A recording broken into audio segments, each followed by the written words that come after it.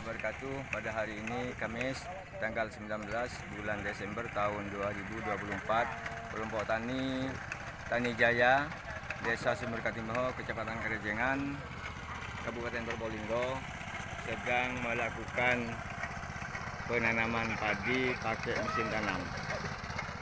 Didampingi atau dihadiri oleh semua PPL, juga koordinator dan semua Perbinsa Kecamatan Kerejengan, Kabupaten Probolinggo ikut serta menghadiri dan mengikuti taman tanam padi yang dilaksanakan pada hari ini.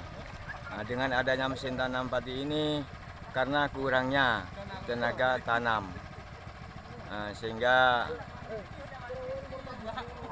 untuk kedepannya kelompok Tani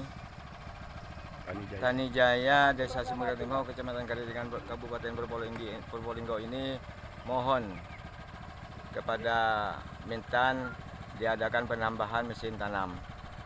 Karena yang jelas ke depan ini tenaga cocok tanam ini sangat berkurang sekali, hingga tidak bisa bertanam serempak.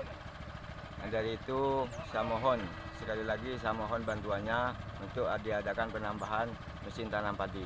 Dan mesin tanam ini bantuan dari tahun 2018 sampai sekarang ini masih dimanfaatkan untuk tanam.